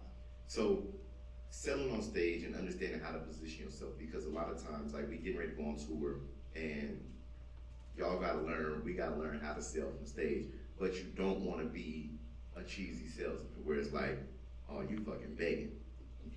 So, what that look like? What game you got on that? I was actually kind of going over this a little bit earlier. Would y'all agree a little bit about selling? Because I was talking about how like, either you buying or you selling, but nobody wants to be sold. So it's almost kind of like when y'all go on tour and y'all get ready to like, make an offer, you know that you're selling something, y'all have to include the offer inside of like the presentation because what you have to do at the very beginning is you gotta analyze the room, who in the room, like what this audience look like, right? And once you analyze, you realize that you can kind of put together what you're gonna present to the people based around that, but a lot of y'all are gonna go home, you're gonna write down what you're gonna say. That's cool, I'm not against that. But you gotta make sure that while you're presenting, people are falling in love with you because people wanna know you, they wanna like you, they wanna trust you. If I don't know you, I don't like you, and I don't trust you, I ain't buying nothing from you. So when you get ready to get started, you gotta start with know, like, and trust factor in mind. How can you within like the first, let's just say 2 minutes when you're on stage, the first 30 seconds, the first 45 seconds, how can you get people to know you, like you, and trust you? One of the key things you can do, and the young lady was talking about before I was talking, which was, you gotta pop it right out the gate. Y'all gotta let people know, listen man, in the last couple of years I made $40 million. You gotta pop it. They gotta be like, shit, who is this dude talking? I came on stage, it was the first thing I told y'all. How much I made. I said, hey look y'all, I spent $300,000 in marketing and made $2.6 million in the last 2 weeks. Y'all was like, shit. All right, let me put this phone down. This nigga talking crazy. Guess what? So, everything else I say after that, you like, I believe it. It's true. I rock. Y'all see what I'm saying? Everything that I was saying, you was believing it. You was into the story. You was into everything that I was presenting. It's the same for you. So what kind of accolades do you got when you get ready to go on your tour and it's time for you to speak? How can you go on stage with conviction and confidence and pop it right out the gate? This is who I am. So your intro story, I hope y'all writing this shit down, because if we get on stage, I'm telling y'all, ain't nobody come to see you, Otis, how we rotate. Get on there and bomb that shit. You ain't getting on again. Just understand, it's costing an arm and a leg, so y'all gotta be prepared. That's why I did the call. I told y'all, listen, we're not going unprepared. Hey, I did some gangster shit though, right? So what we're gonna do is this. We're going to identify the aha moments that they got and already have the questions ready. So you already know what you're gonna say. We don't get to miss. That's the beautiful part. So, but the intro part of when they say, boom, when you intro that first segment in that introduction to who you are, we do gotta perfect that. And it gotta be quick, but it's just accolade, and then we get into it. So now when we ask the questions that y'all already got the answers to, we know exactly where we're going. So that way the people sitting in the audience is like, whoa, what the fuck just happened? They get to everybody, and the thing is, it's not just responsible for you, but you also gotta realize that you're playing a team sport now. if you're on a panel or you're speaking solo, the people who gotta answer questions with you on that stage need the energy from you too. So y'all kind of both blitz in the audience and realizing like, oh, she gave us something good, let me keep it going. You don't wanna be like, oh, well, I'm just gonna ride their wave. Like, nah, we gotta push the ball back and forth off of each other. So when y'all going and dropping game, it's needed. You got me? So that's super important. Chanel, what was your last question? Then we're gonna break it, so we gotta go to lunch. What's your framework for when you go on podcasts? Like when you're doing podcasting, like what's your framework for that? Cause it's different from me. I'm about to do my first one. It's different than being on stage and everything. So what's your framework behind it? Yeah, I think podcasting is simple. The most important thing is getting people during that time frame to fall in love with you, because it's not like a quick, we talking about 30, 40 minutes of conversation. So again, this is no like and trust factor. Majority of y'all clients that come and buy something for you is gonna more likely find you on YouTube or somebody's podcast or podcast clip that was released, and that's why they end up being a client. That's normally where most people clients come from, is from YouTube. So if y'all not like on YouTube or at least podcasting and leveraging OPA, which is other people's audiences, then you're missing out on a whole lot of money. Like everybody here go. I think one of the number one things that I did in 2022 and 2023 was I went on like a podcast every month. Like every month. And it was like I need to be omnipresent. I gotta be everywhere every time. Like my first two podcasts was $1 Million Over Game, and then right after that I went on Ash Cash that was airing on EYL at the time. So you gotta think, $1 Million Over Game, EYL. My first two podcasts, I'm in front of like 2 million people right out the gate. $1 Million Over Game did like 1.2 million views. My EYL is at like almost 500,000 views. That's crazy. So when I go on podcasts, I think about what I'm gonna say. I gotta get people to fall in love with me. I gotta come super energetic. I gotta be a live wire. I gotta pop. You gotta think, when I went on $1 Million Over Game, he had already went on there. And like 5 or 6 other credit people. So what am I gonna do? But when I went, I popped it. Boom. I'm energetic. All right, look, boom, here's this play. I'm boom, boom. He asking questions. While I answer, boom, I'm boom, boom. But my energy is what got people. You see what I'm saying? Like the energy is what got the people. So when y'all go in there, you can't be like, hi, my name is Chanel, and Instagram is automation today. No. Look, it was 12 other AI people on here already. Who is you? Why we supposed to buy from you? It was 16 other credit dudes on here, and him 500 had the best interview on $1 Million Over Game. I gotta come pop it. I'm here. He was here, but now I'm here. And you gotta come with that kind of energy. When I met bro, when I first got into the digital space, I said, bro, my whole goal was to I'm like, I need to inspire. And you know what he said? He said, nigga, you supposed to. Y'all gotta be like that. Why y'all ain't learning from him? Y'all gotta realize somebody gotta be next, y'all. Who next? See what I'm saying? Yeah. Y'all ain't even, you ain't raising your hand, y'all ain't, who next? Come on. Big dog. Who next? So when y'all go on podcasts, you gotta make people say, she next, he next. And you gotta always have a call to action. Throughout your whole conversation, answer the question, but you gotta tailor the conversation the way you want it to go. So I'm on me, while I ask a question, I answer the question, I'll say, but that's why I do this free class, where I show people how to boom, boom, boom. Ask me a question, but that's why I hold this free class, and it's free, it's 30 minutes. I'm gonna teach you how to boom, boom, boom. All you gotta do is just text the word boom to, and the first 48 hours I had over 26,000 people that I gave a free copy of my ebook and that was registered to come to my webinar. That podcast single-handedly took me to $250,000 a month. That podcast alone. Because I popped it the right way, I came with energy. And every single podcast, y'all ain't gotta try to reinvent yourself. You gotta stay the same person. Like, people should know your story, who you are, where you from. Most interviews, they ask some of the same question, like, well, introduce yourself, let us know who you are. If that story changed, you was some bullshit. Like how you just was raised in Chicago, but then but I grew up in New York. Wait, hold on, wait a minute. I saw you on this podcast. No, you supposed to be the same person. How you changing now? Look, when you start telling lies, you start to forget the lies you tell. If I say I made $1 million in a day, it's the same thing on this pod. I can't. It's the same conversation. Y'all gotta look at podcasts. Don't think about the lights and the cameras. I'm just having a conversation with my dog right here. Same thing speaking on stage.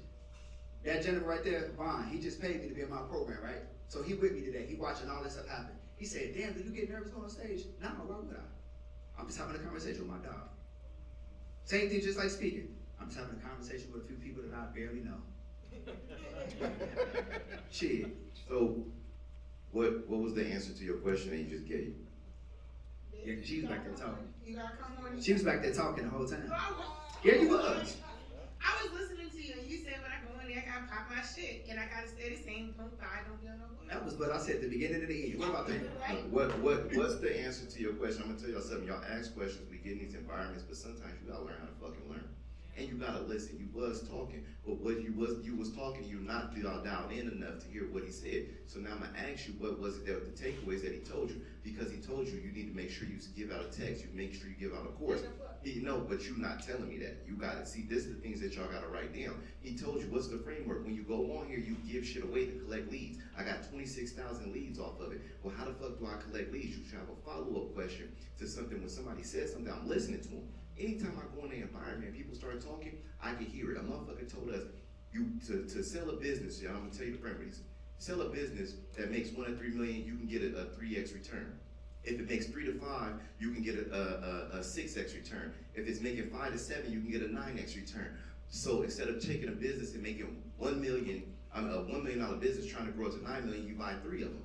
And then they'll have a 9x return. And everybody was like, oh shit. So now we just get 3 businesses, and instead of making one business that's doing 3 million, and now it gets us 9,000, if we get 3 of them, it'll do 9,000 times 9, that's 81 million.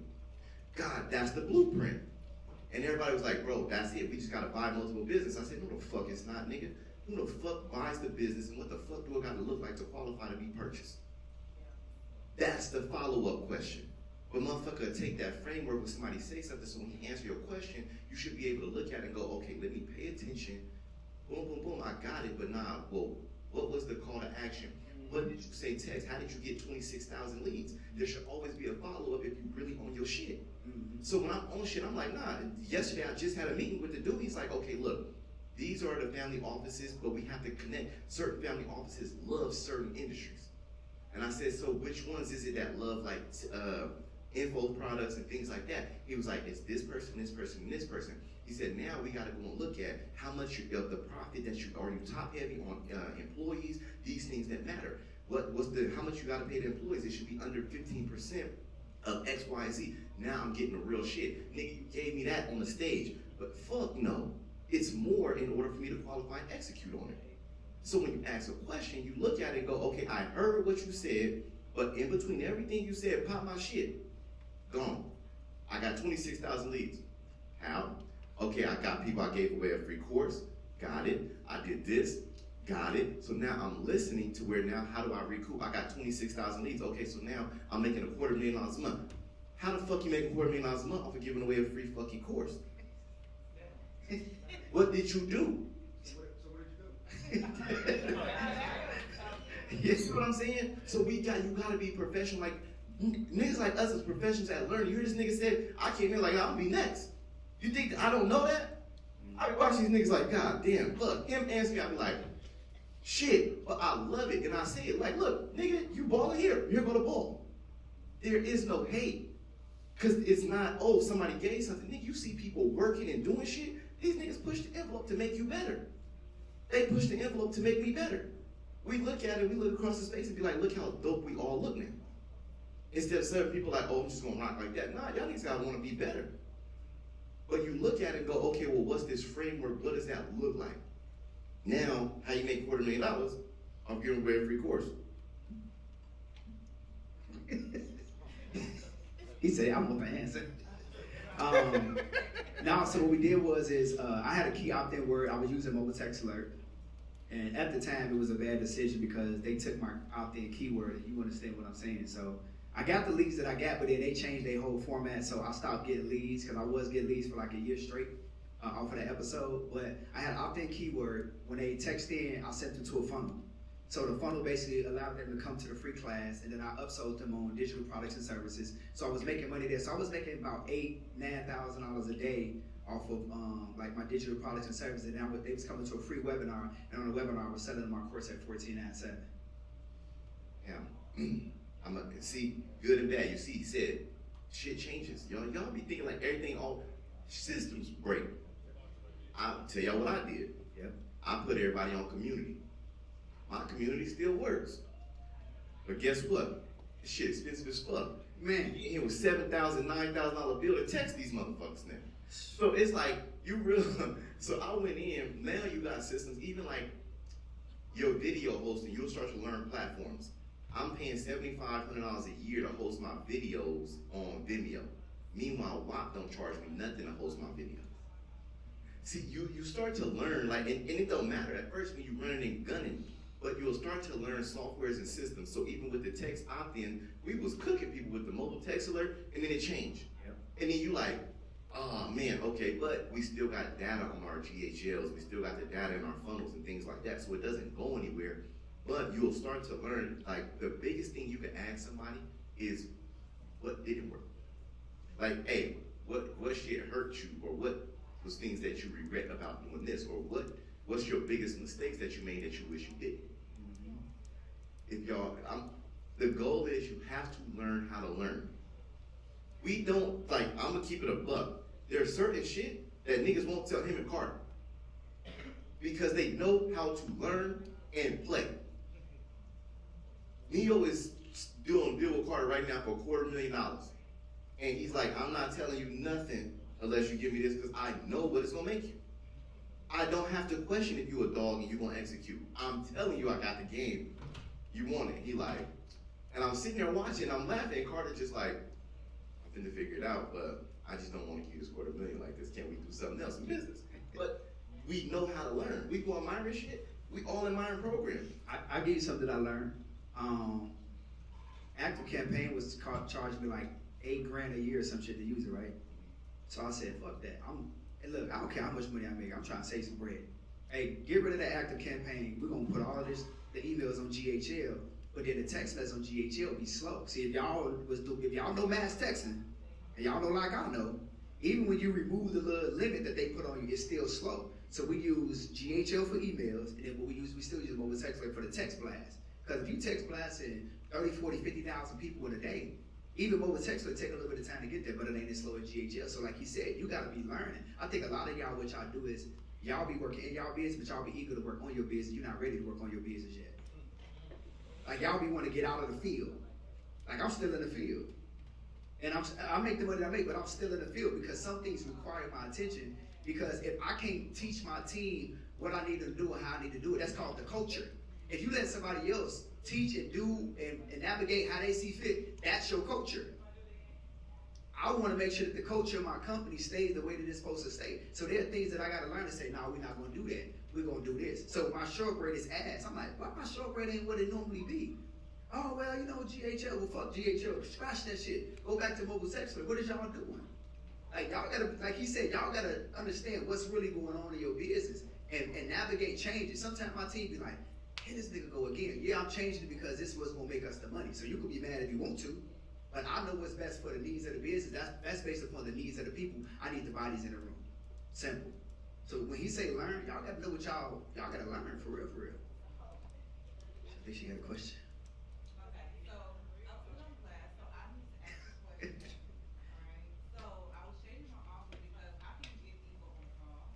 I've been doing the mobile text alerts on the information, and I get what you're saying, so I'm not doing that mobile text alert.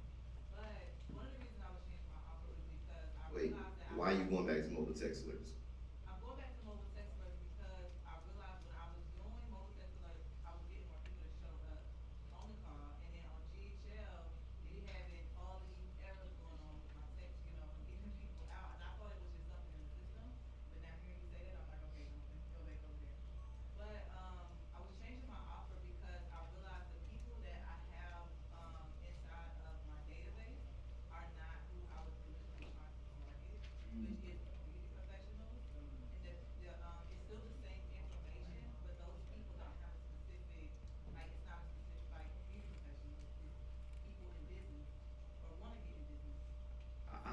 don't know if the offer gotta change. I think the messaging and your marketing need to change. What you saying? You told her that? No, hold on. Yeah. I'm not done. She don't like to listen, y'all. Oh, go ahead. What's your question, girl? Man, your way. Alright, so what I'm saying is, the messaging was the issue, the positioning was the issue. Okay. Because I was battling beauty professionals and people that I got in my neighborhood. So I was like, dang, do I start speaking to these beauty professionals, or do I, so that's the reason why I was changing the offer. So now my question is, I need to get better with positioning and messaging and if I'm watching online. I'm not really a content girly, I'm taking a content classes, which is still something. So I just need help with the positioning, the marketing, and the messaging is where I'm at now. So Marcus, what you got? He here now, so we can use, Yeah, I got you. Y'all got me all the time.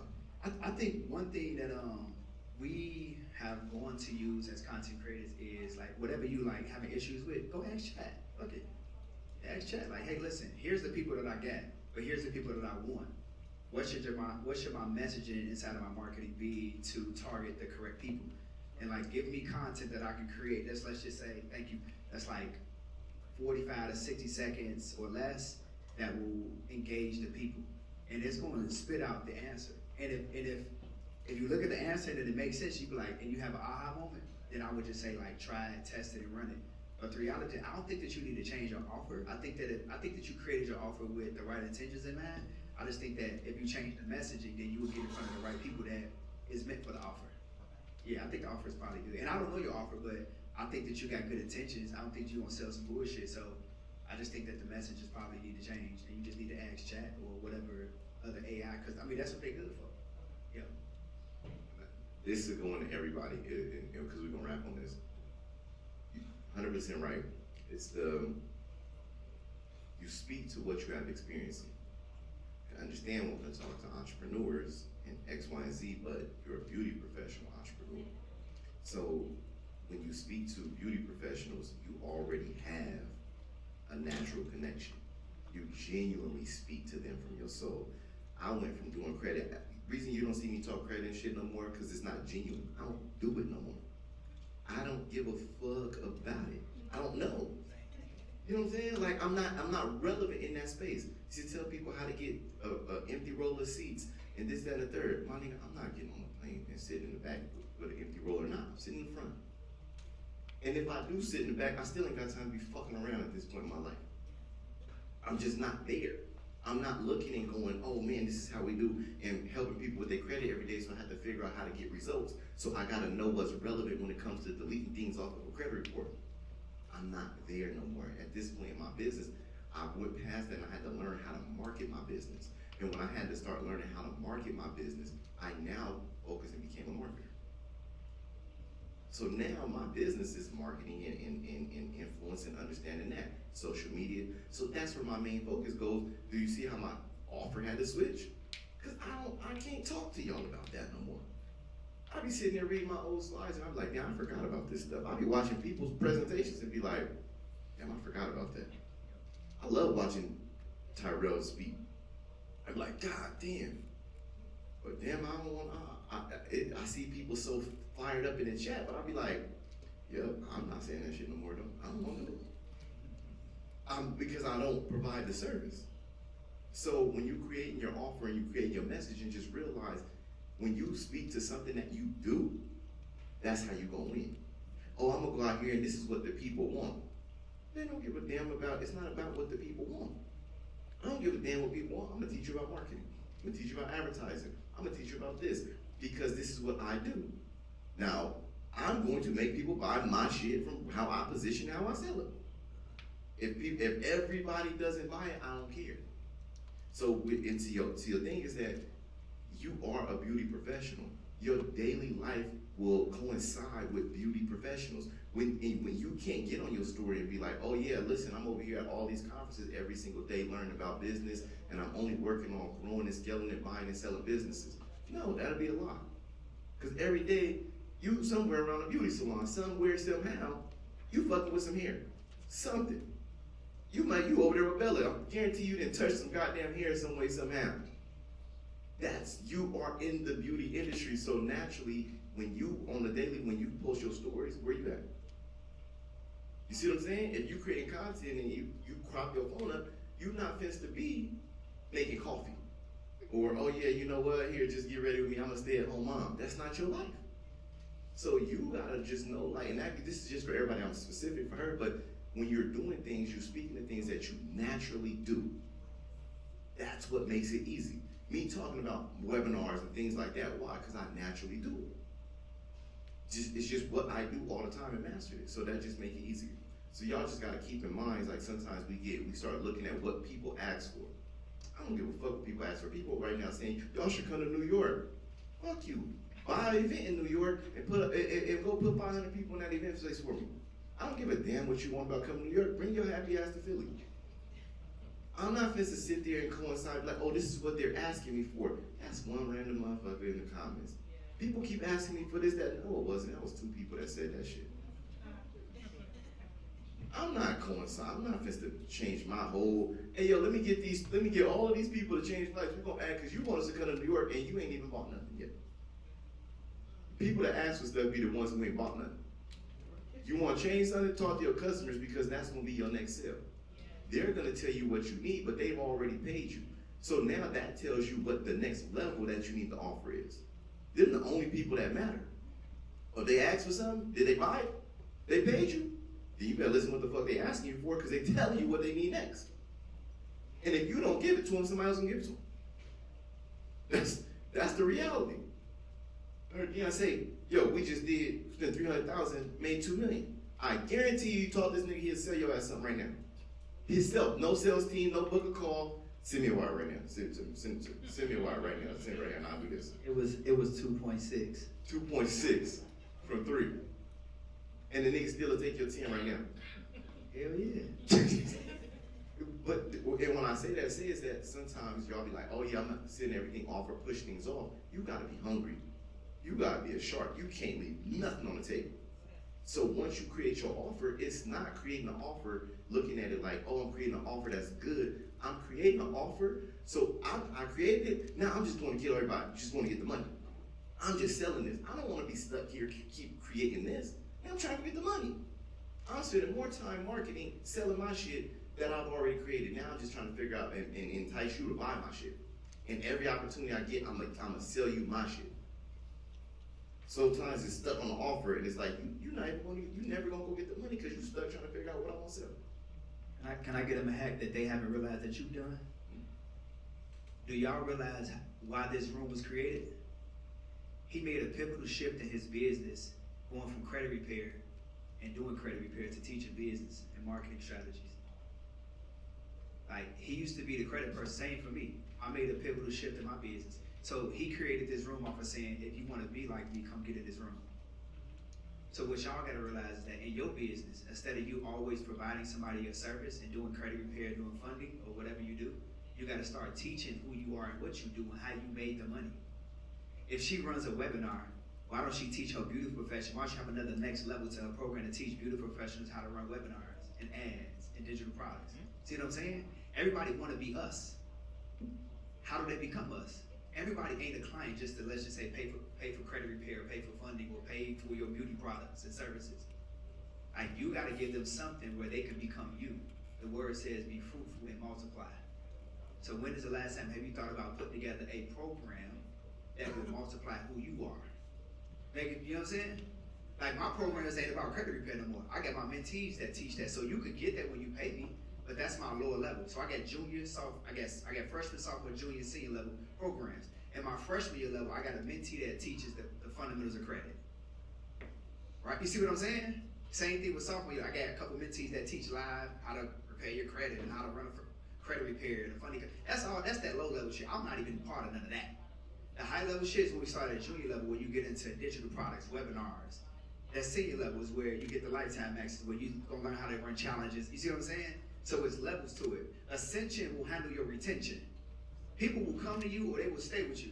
Like either y'all gonna stay with him or you gonna go somewhere else. Marcus gotta keep elevating y'all up and keep having y'all grow. It's the same with me, same for you. If you got a coaching program where people can't graduate and go up or continue to learn from you, they gonna leave you and just go somewhere else. Like it's the nature of the beast. But if you don't have a program where somebody could pay you to learn how to be you, then they're gonna pay somebody else to be just like you. Then now you got competition, but you didn't create it. Marcus is creating his competition with this room. I'm creating my competition with the room. But at least we can have y'all stand on the stage with us and hold up a plaque and say, yeah, I did that. So we at the end of the day, we still really like that. Now you might be the next one to take our spot, and that's cool. But we know listen, the fruit don't fall too far from the tree. You feel what I'm saying? So what trees are you bearing fruit from? Y'all got to give people the game, all the game, leave nothing out. When he had his masterminds, he don't leave. What y'all say? No crumbs left, or something y'all say? No crumbs. Cool. He giving it all out.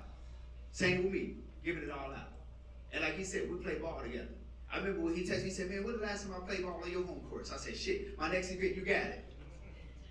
I had him at my high level mastermind and my medium mastermind. Hey, look, you got it, 30, 45 minutes. Hey, let bro cook. I couldn't be mad at him.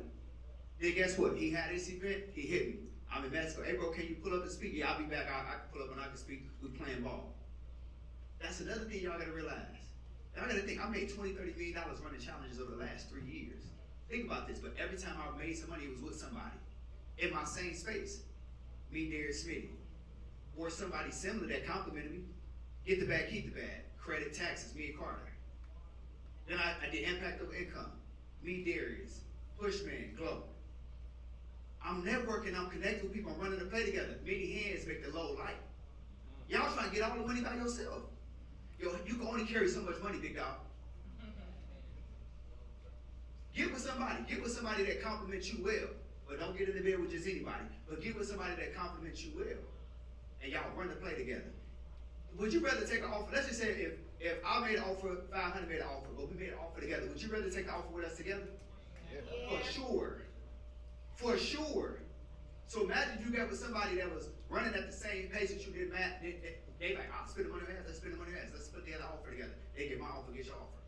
Y'all running. By yourself, you could have probably made 100. Together, y'all make 500. Y'all split that joint. Now you up extra 150,000. Come on now. I'm really talking to y'all. But see, most people got ego versus we go. When we go together, we go farther. Our ego only can take us so far. I ain't got no ego. Fuck that. Let's get some money. What you talking about? So while you over there playing, we over here balling. All right, so we got a break. So look, we're gonna break for lunch. We got lunch in the back room. We ain't at a hotel this time, so we actually got some food, you know what I'm saying, that I know I'm gonna be proud of. I'm looking forward to eating myself. Hotels make us eat hotel food, there ain't nothing I can do about it. But let's break for lunch. Kelly, what else do I need to